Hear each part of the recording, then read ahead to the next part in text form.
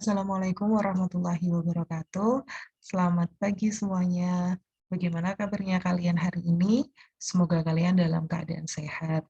Nah, pada kesempatan kali ini kita akan membahas bab baru, yaitu bab 3 tentang klasifikasi materi dan perubahannya.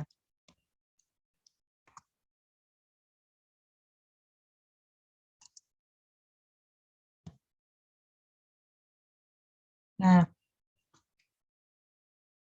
subbab pertama yang akan kita bahas kali ini adalah tentang klasifikasi materi atau pengklasifikasian materi, di mana di sini ada empat pokok bahasan.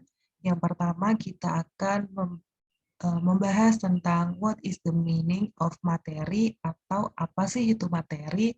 Kemudian yang kedua adalah cara pengklasifikasian materi, di mana cara pengklasifikasian materi atau pengelompokan suatu benda itu ada 4 langkah.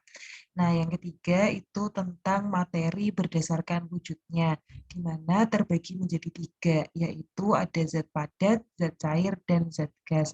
Dan yang terakhir adalah materi berdasarkan komposisinya, di mana terbagi menjadi 2, yaitu ada zat tunggal dan zat campuran. Yang pertama kita akan membahas tentang what is the meaning of materi. Nah, apa sih itu materi? Nah, materi ini adalah sesuatu yang mempunyai massa dan dapat menempati sebuah ruang atau volume. Nah, di mana semua benda yang dapat kita lihat atau kita sentuh itu tersusun dari atas materi. Contohnya seperti meja, kursi, bahkan hingga air itu semuanya tersusun oleh yang namanya materi. Selanjutnya yaitu adalah cara pengklasifikasian materi, di mana cara pengklasifikasian materi ini ada 4. Yang pertama, kita harus mengamati karakteristik benda tersebut sebelum kita akan mengklasifikasikan suatu materi atau mengkelompokkan suatu benda. Nah, yang kedua, kita harus mencatat persamaan dan perbedaan sifat yang dimiliki oleh masing-masing benda. Nah, dan yang ketiga, setelah kita mencatat persamaan dan perbedaan sifat tersebut, kita baru bisa mengelompokkan benda ke dalam menjadi satu yang memiliki sifat-sifat memiliki persamaan sifat yang sama. Dan yang terakhir, baru kita bisa memberi nama yang sesuai pada setiap kelompok benda tersebut. Selanjutnya yaitu tentang materi berdasarkan wujudnya, di mana materi berdasarkan wujudnya terbagi menjadi 3, yaitu ada benda padat, benda cair, dan gas. Yang pertama kita akan membahas tentang zat gas. Nah, di mana zat gas ini memiliki ciri-ciri sebagai berikut. Yang pertama, tidak mempunyai bentuk dan volume yang tertentu. Kemudian, yang kedua, jarak antar partikelnya sangat renggang. Nah, ini partikel dari zat gas, di mana jarak partikel satu dengan partikel yang lainnya itu sangat renggang atau sangat jauh. Nah, kemudian yang ketiga, partikel pada zat gas ini dapat bergerak sangat bebas. Yang kedua, kita akan membahas tentang zat padat. Nah, di mana zat padat ini memiliki ciri-ciri sebagai berikut. Yang pertama, mempunyai bentuk dan volume yang tetap. Nah, kemudian jarak antar partikelnya ini itu sangat rapat. Nah, sehingga tidak dapat bergerak secara bebas partikelnya. Dan yang terakhir yaitu adalah zat cair. Nah, zat cair memiliki ciri-ciri yang pertama mempunyai volume yang tetap, tetapi tidak memiliki bentuk yang tetap. Nah, bentuk dari zat cair ini itu menyesuaikan dengan wadahnya. Contohnya, kita menaruh zat cair di dalam gelas, berarti bentuk dari zat cair itu adalah gelas. Kemudian, ketika kita menaruh zat cair di dalam mangkuk, Berarti zat cair ini memiliki bentuk seperti mangkuk. Kemudian yang kedua, jarak antar partikelnya lebih renggang, tapi tidak serenggang zat gas. Nah, di mana partikel pada zat cair ini dapat bergerak sama seperti pada zat gas, tapi bergeraknya sangat terbatas. Selanjutnya, yang terakhir adalah tentang materi berdasarkan komposisinya.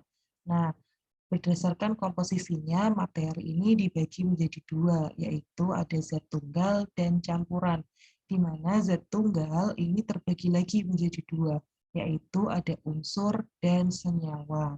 Nah, berikut ini adalah ciri-ciri dari unsur, senyawa, maupun campuran. Yang pertama yang kita akan bahas adalah unsur. Apa unsur memiliki ciri-ciri sebagai berikut. Yang pertama, disusun oleh zat murni. Zat murni. Kemudian tidak dapat dipisahkan secara mudah. Tidak dapat dipisahkan secara mudah. Kemudian lebih sederhana dari senyawa. Dan unsur ini tersedia di alam bebas. Nah, sedangkan untuk senyawa, dia ini memiliki ciri-ciri sebagai berikut. Nah, yang pertama tersusun dari 2 atau lebih unsur. Nah, kemudian dapat dipisahkan dengan reaksi kimia. Nah, tadi kan untuk unsur dia tidak dapat dipisahkan secara mudah, namun untuk senyawa dia dapat dipisahkan secara kimia.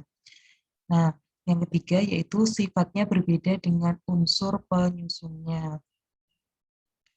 Yang terakhir yaitu terbentuk dari perubahan iklim. Nah, di sini ada contoh dari unsur. Nah, unsur ini. Ada unsur Ca, ada unsur Na, ada unsur Cu. Ini terdiri dari zat-zat murni.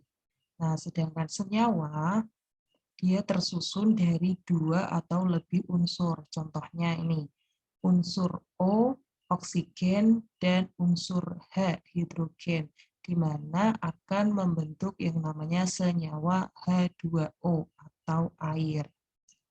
Nah, dan yang terakhir yaitu adalah campuran. Ciri-ciri campuran adalah sebagai berikut. Yang pertama, disusun oleh beberapa zat, baik itu zat cair ataupun zat padat. Kemudian dapat dipisahkan secara fisika. Nah, tadi untuk senyawa, dia dapat dipisahkan dengan kimia. Namun, kalau campuran, dia dapat dipisahkan secara fisika. Selanjutnya yaitu sifat zat penyusunnya masih ada. Nah, dan yang terakhir terbentuk dari perubahan fisika. Nah, untuk contoh dari campuran adalah campuran ini ada dua, yaitu ada campuran homogen dan campuran heterogen. Nah, sekian materi klasifikasi materi.